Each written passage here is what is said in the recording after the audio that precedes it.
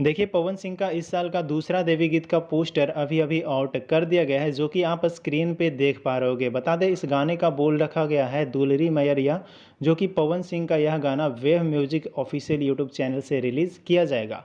इस गाने में पवन सिंह का सिर्फ आवाज़ आपको सुनने को मिलेगा, मतलब यह गाना एक सोलो सॉन्ग है, जिसमें सिर्फ पवन सिंह अकेले इस गाने को गाए हैं। तो मतलब कि गाना बहुत ही बेहतरीन होने वाला है। साथ में इस गाने का लिरिक्स दिए हैं रोशन सिंह विश्वास और म्यूजिक से सजाए हैं इस गाने को प्रियांशु सिंह। और पवन सिंह के साथ में जो हीरोइन दिखाई पड़ेगी वो है चांदनी सिंह, और बहुत ही बेहतरीन जोड़ी के साथ में पवन सिंह और चांदनी सिंह का यह देवी गीत रिलीज होने वाला है।